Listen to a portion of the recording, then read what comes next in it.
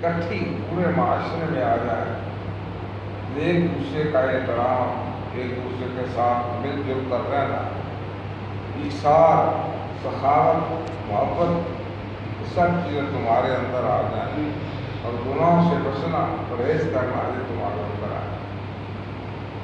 तो इसके बारे में पिछले जुम्मे भी अर्ज़ किया था। मिन जुमला रोज़े के जो इनामात हैं उनमें से एक इनाम ये है कि अल्लाह ताला इरशाद फरमाता है रोज़ेदार के लिए दो खुशियाँ। एक खुशी उसे उस वक्त हासिल होती है जब दिन भर वो अल्लाह के हुक्म की तामील में लगा रहता है, नेकी करता है, रोज़ा रखता है, तिलावत करता है। शाम होती है और अफ्तारी का टाइम आता है, ये सोचकर कि मेरे रब ने मुझ पर जो ज़रूरी किया था मुझे उसने तौफीक बख्शी है कि मैंने इसको पूरा कर दिया। एक खुशी उसे उस वक़्त हासिल और दूसरी खुशी उसे उस वक़्त हासिल होगी जब रब फरमाता है अस्सौमु ली वाना अज्ज़ी गई, रोज़ा मेरे लिए है और मैं खुद अपने हाथों से उसे अपनी इसकी जज़ा दूँगा। अल्लाह को तू क्या जज़ा देगा? क्या मैं उसे अपना दीदार अता करूँगा। जब उसे रोज़ेदार को दीदार अता है, रोज़े के बेशुमार फ़वाइद रूहानी भी हैं, जिस्मानी भी। मसलन अल्लाह ताला फरमाता है लैन शकरतुम लाज़ीदन्नकुम, तुम मेरा शुक्र अदा करो। जब तुम मेरा शुक्र अदा करोगे तो मैं अपनी नेमतों को और ज़्यादा करूँगा।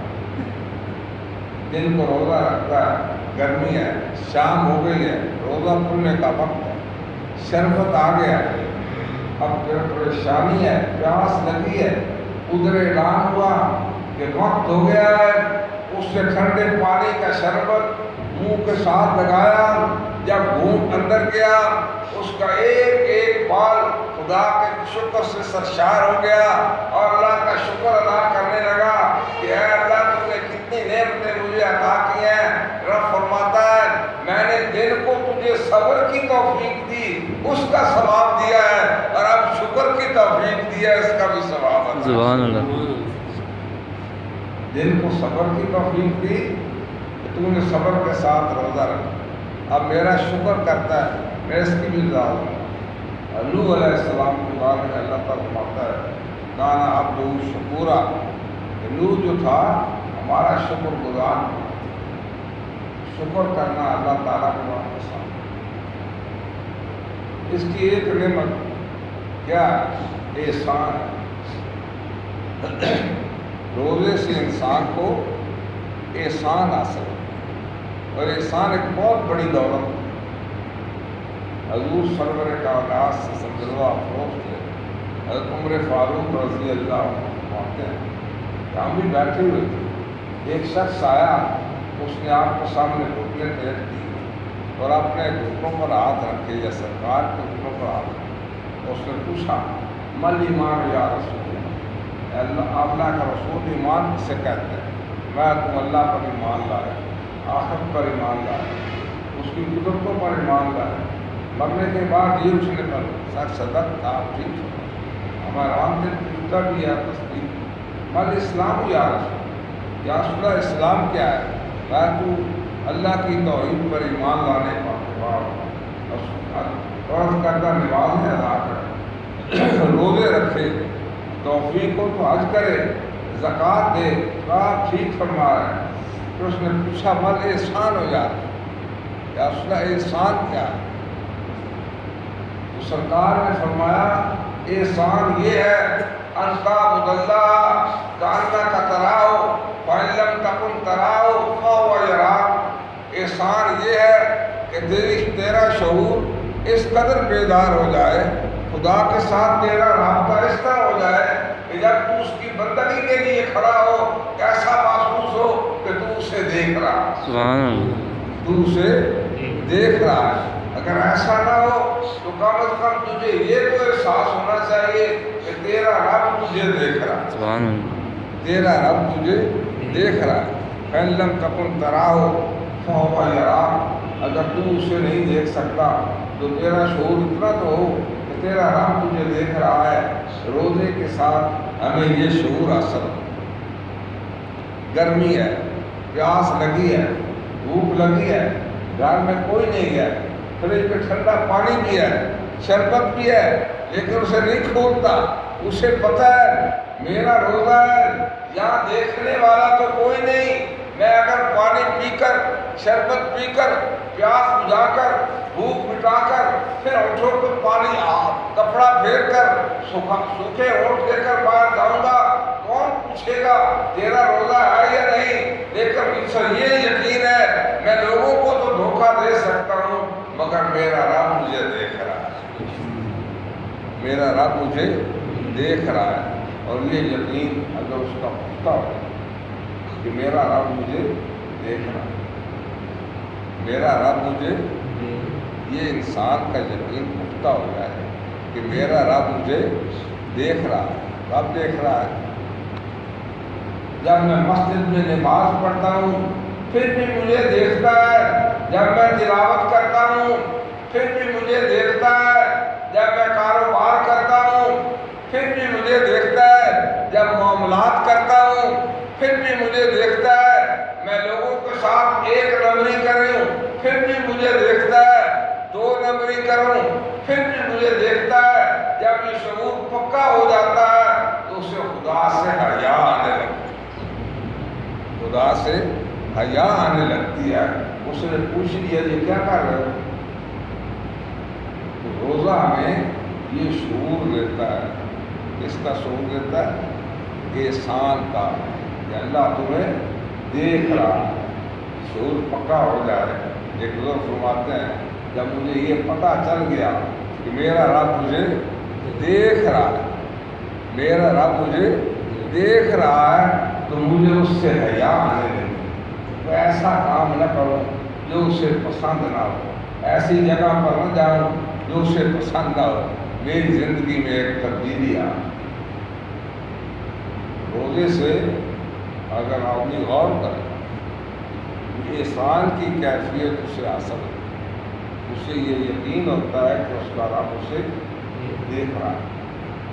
اللہ تعالیٰ نے کیا فرمایا؟ لعلکم تتقون، تاکہ تم متقی ہو جاؤ، پرہیزگار ہو جاؤ۔ پرہیزگار ہوتا ہے تو اللہ تعالیٰ فرماتا ہے یا ایھا الذین آمنوا، یا ایھا الذین آمنوا ان تتقوا اللہ یجعل لکم فرقانا، اے ایمان والو اگر تم تقوی اختیار کرو گے تو ہم تمہیں ایک نور عطا کریں۔ اللہ تو کیسا نور ہوگا؟ کہا تمہارے اندر شعور کا نور ہوگا، تم حق اور باطل میں تمیز کر سکو گے، نیکی اور گناہ میں تمیز کر سکو گے، تمہارے پاس مقدمہ آئے گا، تمہیں صحیح اور غلط کا پتہ ہوگا، تمہیں کوئی دھوکہ نہیں دے سکے گا۔ تم تقوی اختیار تو کر کے دیکھو، تمہارے اندر اللہ کی طرف سے ایک نور آ جائے گا۔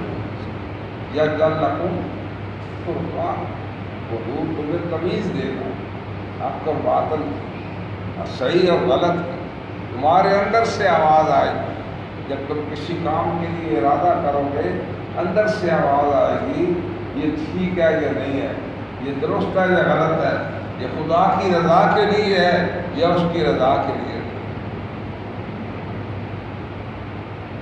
یہ تقویٰ پہلے زمانے میں زیادہ تھا۔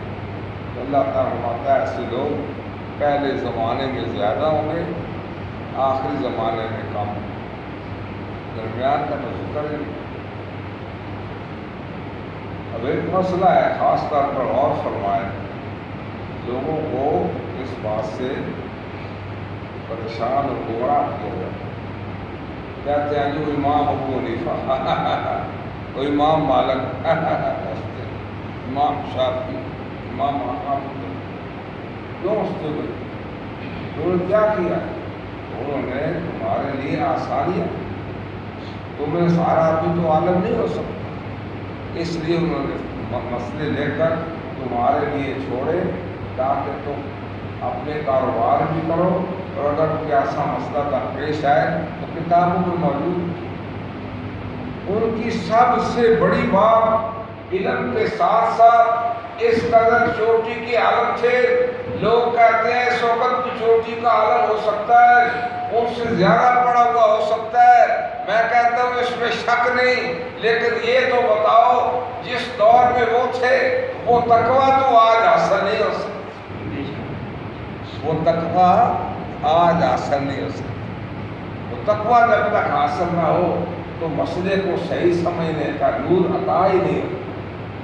آپ امام ابو حنیفہ رحمۃ اللہ علیہ نے، وہ آپ کو کسی نے دیکھا آپ ایک کپڑے کو دھو رہے بار بار پوچھے کیا کر رہے ہیں؟ کہا تھوڑا سا داغ تھا۔ کہا اتنے داغ سے تو کچھ نہیں ہوتا، آپ کا فتویٰ ہے اتنے داغ سے کچھ نہیں ہوتا۔ میں آپ وہ میرا فتویٰ ہے اور یہ میرا تقویٰ ہے، وہ میرا فتویٰ ہے کہ اس سے کچھ نہیں ہوتا، لیکن یہ میرا تقویٰ ہے کہ یہ بھی نہیں ہونا چاہیے۔ ایک خادم کو بھیجا، آپ تاجر بھی تھے، کہ ریشمی تھان ہے، جاؤ بیچ آؤ، اور دیکھو یہ اتنے نمبر 10 پر ایک گز کپڑا خراب ہے، جب تم بیچو گے تو اس گاہک کو بتا دینا، کہ یہ کپڑا خراب ہے، اس کی قیمت کم لگے گی۔ کہا ٹھیک ہے۔ وہ سارا دن پھرتا رہا، آخر شام کے وقت اسے یاد ہی نہ رہا، گاہک ملا، اس نے بیچ دیا، واپس آیا، آپ نے پوچھا کہ اسے بتایا تھا؟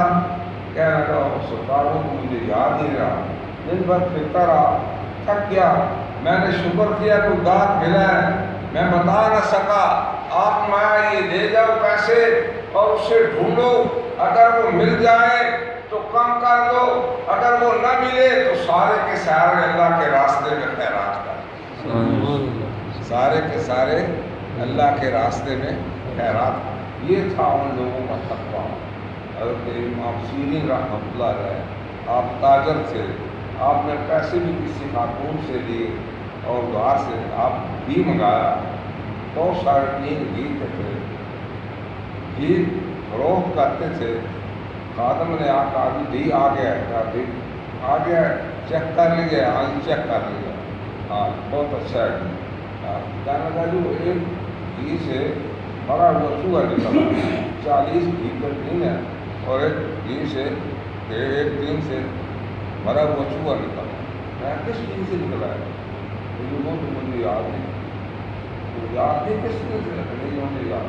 تو سارے گھی کو ضائع کر دو، میں ایسا گھی جو مشکوک ہو گیا ہے کسی کو نہیں کھلا سکتا، اگر آپ محروم ہو۔ تو یہ تقویٰ جو تھا، تقویٰ کون دیتا ہے؟ یہ روزہ دیتا ہے۔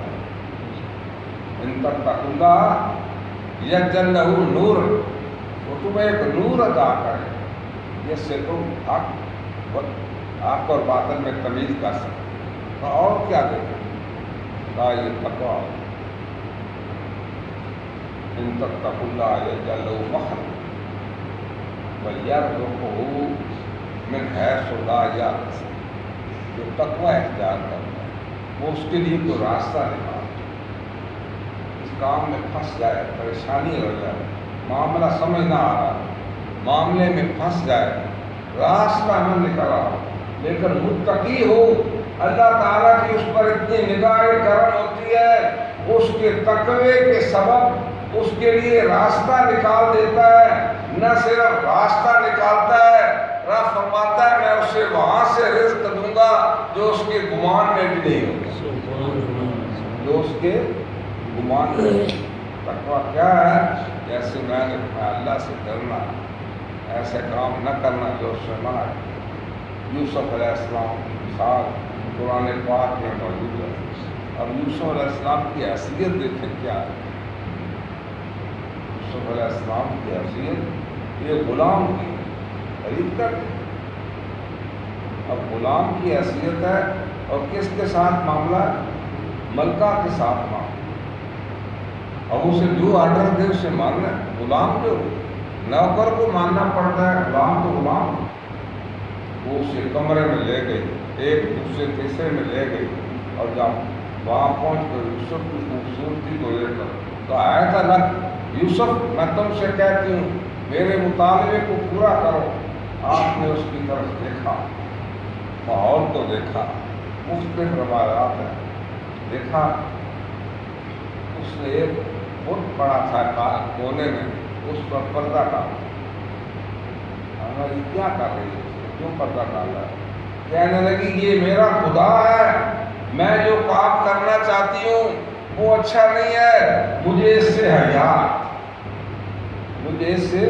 حیا آتی ہے، جو کام کرنے لگی ہوں وہ اچھا نہیں ہے۔ آپ فرمایا یہ تو نہ دیکھ سکتا ہے، نہ سن سکتا ہے، نہ بول سکتا ہے، تو اس سے حیا کرتی ہے؟ میرا رب تو دیکھتا بھی ہے، سنتا بھی ہے، بولتا بھی ہے، تو میں اس سے کیوں نہ حیا کروں؟ اس تختے پر آپ دوڑ پڑے، آپ دوڑتے جاتے تھے اور دروازے کھلتے جاتے تھے، آپ دوڑتے جاتے تھے اور دروازے کھلتے، جد لہو بحر، اس کے لیے کوئی راستہ نکالو، دروازے کھل گئے۔ آخر بڑی لمبی داستان ہے، جیسے آپ نے کئی دفعہ سنی ہے، صرف اشارہ ہی کافی ہے کہ اللہ تعالیٰ تقوی اختیار کرنے والوں کے لیے کوئی نہ کوئی راستہ نکال دیتا ہے۔ جب آدمی روزہ رکھتا ہے تو اس کا اصل مقصود جو اللہ تعالیٰ نے بیان کیا وہ تقوی ہے۔ آپ ذرا غور کریں، ایک تو اس کا یہ فائدہ ہوا ایک ہی وقت میں سارے ماحول پر ہو، یہ نہیں ایک اس مہینے رکھ رہا ہے، کوئی دوسرے مہینے رکھ رہا ہے، کوئی تیسرے، سارے کے سارے ایک مہینے میں رکھتے ہیں اور سارا ماحول متفقیوں کا ہو جاتا ہے۔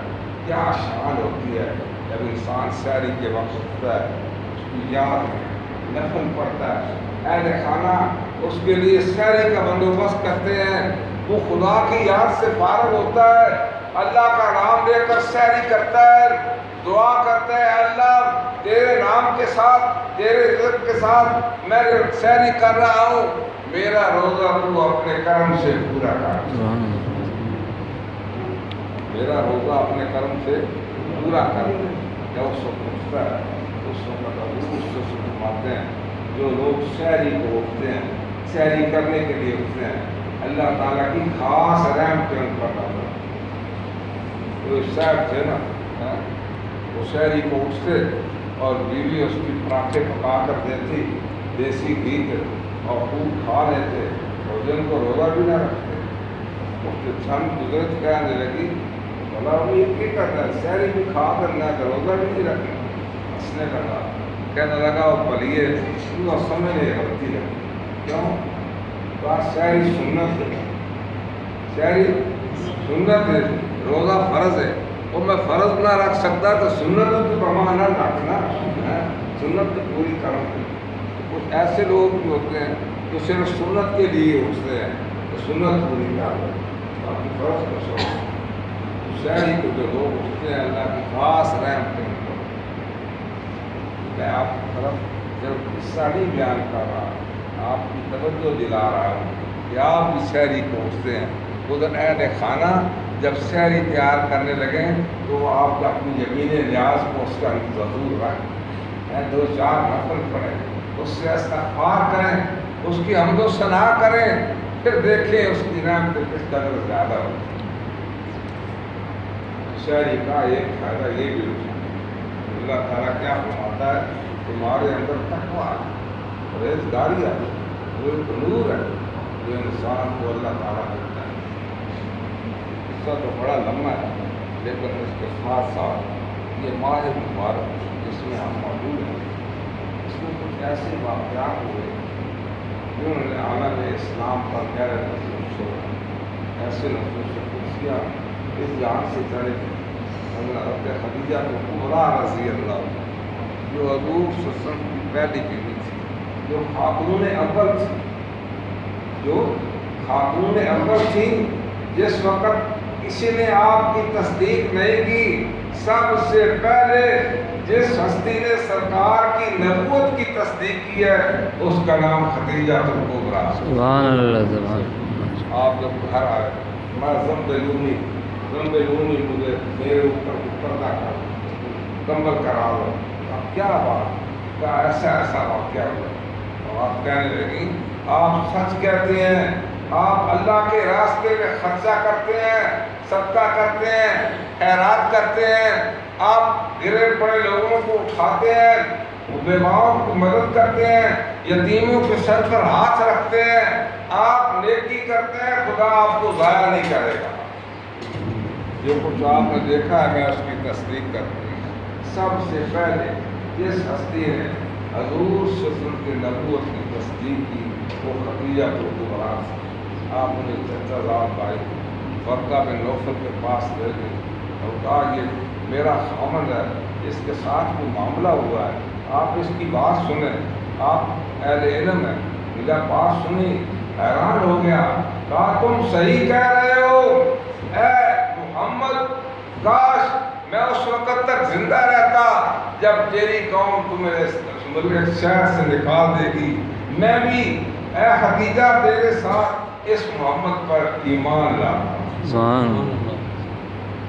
سب سے پہلے ایمان لانے والے خدیجہ کبریٰ تھی.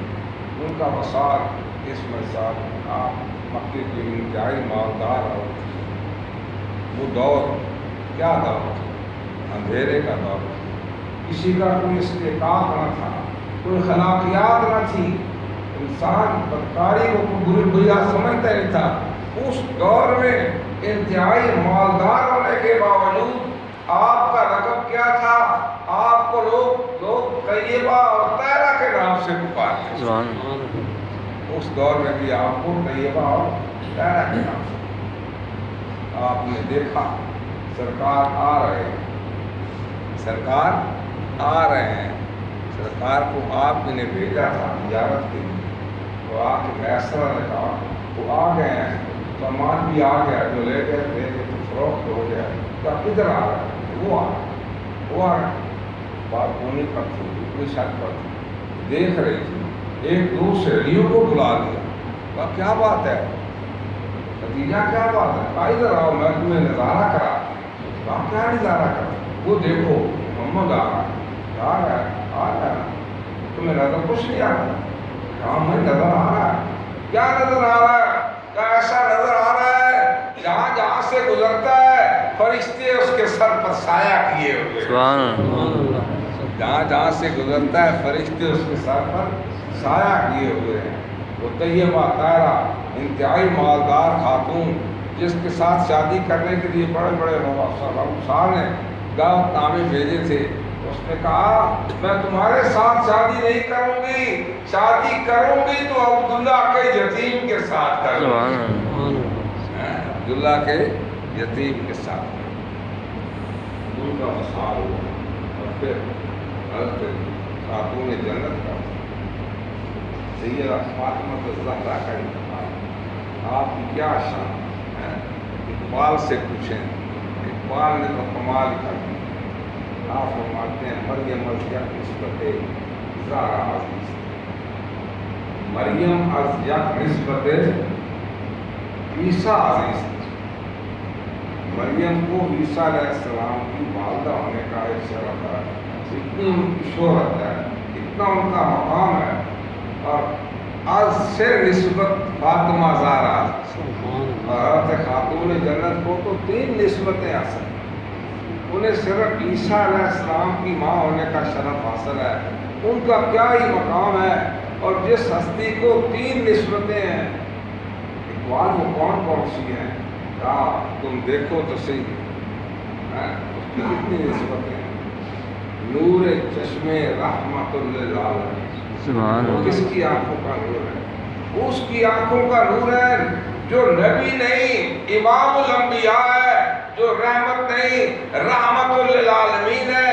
وہ سارے جہانوں کی رحمت کی آنکھوں کا نور فاطمہ الزہرا, نور چشمے رحمت للعالمین, امام اولین و آخرین. اور کیا ہے؟ میں بانوے یا تاجدار حلقہ. وہ بیوی کس کی ہیں یہ نہیں دیکھا, وہ بیوی کس کی ہیں؟ بانوے تاجدار حلقہ, حل اتی علی الانسان حین من الدہر، یہ صورت مبارکہ جس کے حق میں نازل ہوئی، حضرت حیدر کرار کے حق میں نازل ہوئی، وہ اس کی خاتون ہے، وہ اس کی بیوی ہے، یہ دوسری نسبت ہے۔ حضرت علی کا کیا ہی مقام تھا، کیا ہی مقام تھا۔ اور پھر میں اور کون سی نسبت ہے، کا مادریاں نقطۂ پرکاش، ماں کس کی ہے؟ مادریاں نقطۂ پرکاش، امام قافلہ سالارش، وہ اس کی ماں ہے جو پرکار کے نقطے کا، پرکار جو ماحول کے نقطے کا پرکار جہاں رکھی جاتی ہے، اس کی ماں ہے جس کے ارد گرد خدا کے عاشقوں کا دائرہ کھنچا ہوا، سبحان اللہ، خدا کے سارے عاشق جس دائرے کے اندر ہیں، اس پرکار کا نقطہ جہاں ہے وہ اس کی ماں ہے، امام علی مقام کی ماں ہے۔ تو سرکار دو عالم صلی اللہ علیہ وسلم اپنے آخری وقت جو دنیا کی گھڑیاں گزار رہے تھے، آپ پریشان تھے، ماحول میں سنجیدگی تھی، خاموشی چھائی ہوئی تھی، بات ٹک ٹک ہوئی، میں کون ہے؟ کہا میں رابی ہوں، کدھر آئے؟ سرکار سے ملنا ہے، نہیں مل سکتے، سرکار کی طبیعت ٹھیک نہیں ہے، چلا گیا، تھوڑی دیر بعد پھر کون ہے؟ کہا میں رابی بات یعنی دیہات سے آیا ملنا ہے، کہا ملاقات نہیں ہو سکتی، اس وقت آپ کی طبیعت خراب ہے، پھر چلا گیا، پھر ٹھک ٹھک ہوئی تھوڑی دیر پر، اور کون ہے بار بار ٹھک ٹھک کرتا ہے؟ میرے آقا نے فرمایا فاطمہ اس کو نہ روکو، اس کو نہ روکو، یہ تو تمہارے کہنے پر 2 دفعہ چلا گیا، یہ تو وہ ہستی ہے جب آئے اسے کوئی روک نہیں سکتا، اس کا نام عزرائیل ہے، اسے آنے دو، یہ تو تیرا احترام تھا کہ تیرے 2 دفعہ کہنے سے وہ واپس چلا گیا، کیا احترام تھا۔ آپ رو پڑی، رونے لگی، جب رونے لگی تو سرکار نے دلاسا دیا، کیوں رو رہی؟ کہا جدائی کے غم، کہا رو نہ، میں تمہیں 2 خوشخبریاں دیتا ہوں۔ کہا کیا کیا خوشخبری؟ کیا کیا خوشخبری؟ کہا ایک خوشخبری تو یہ ہے کہ میرے خاندان میں سب سے پہلے تم میری ملاقات کے لیے آؤ، یعنی میرے بعد میرے خاندان کو کوئی فرق بہت ہوگا تو تم۔ کہا دوسری کون سی خوشخبری ہے؟ کہا دوسری خوشخبری یہ ہے کہ اللہ تعالیٰ نے تجھے تمام عورتوں کا سردار بنا دیا ہے۔ کہا تو مریم کا کیا ہوگا؟ کہا مریم تو اپنے دور کی عورتوں کی سردار ہے اور تجھے خدا نے تمام جنتی عورتوں کا سردار بنا دیا۔ یہ وہ لوگ تھے، یہ نسبت وابی ہے، یہ نسبت کیا ہے؟ وابی ہے۔ وابی کس سے کہتے ہیں؟ جو اللہ تعالیٰ کی طرف سے عطا، اتنے رشتے تھے ان کے، یہ بہت کمال تھا، یہ ان کی نسبت تھی۔ اور ایک نسبت تسبیح ہوتی ہے، تسبیح کیا ہے کہ آدمی عمل کرتا ہے، ایوکم احسن عملا، راست فرماتا ہے میں دیکھوں گا تم میں سے اچھا عمل کون کرتا ہے۔ آپ کی زندگی بھی ایسی تھی کہ صابرہ شاکرہ، ارے 2 جہان کے مالک کی، 2 جہان کے مالک کے محبوب کی بیٹی ہے اور بارگاہ رسالت میں جا رہی، بارگاہ رسالت میں گئی اور چکی پیستے پیستے یا چھالے پڑ گئے تھے، پانی ڈھوتے ڈھوتے کمر پر نیل پڑ گئے تھے، گئی، کچھ لوگ بیٹھے ہوئے تھے، واپس آ گئی، بات نہیں کی، حیدر کرار سے گئے، ملاقات ہوئی، سرکار نے پوچھا فاطمہ آئی تھی، کیا بات ہے؟ اس لیے آئی تھی، وہ بھی نہیں آئی۔ کہا وہ یہ کہہ رہی تھی کہ اگر کوئی خادمہ مل جائے، آئے کسے کہہ رہی ہے؟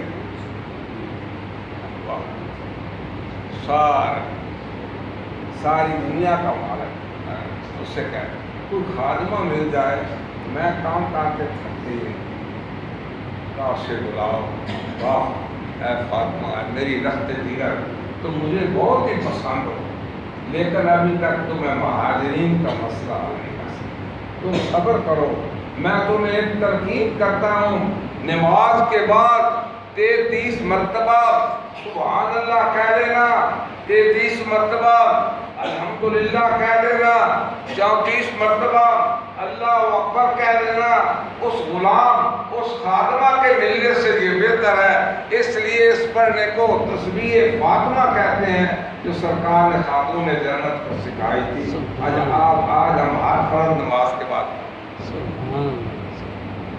آپ رات پر عبادت کرتے ہیں، جن کو خدمت کرتے ہیں، آنے جانے والوں بچوں کی خدمت، قامت کی خدمت، رات کو اللہ کی بندگی کے لیے کھڑی ہوتی، رات بھر عبادت کرتی، صبح ہو جاتی سر اٹھا کر کہتی ہے اللہ تو نے اتنی چھوٹی راتیں بنائی ہیں، ابھی تو میں نے جی بھر کر ایک سجدہ بھی نہیں کیا۔ سبحان اللہ۔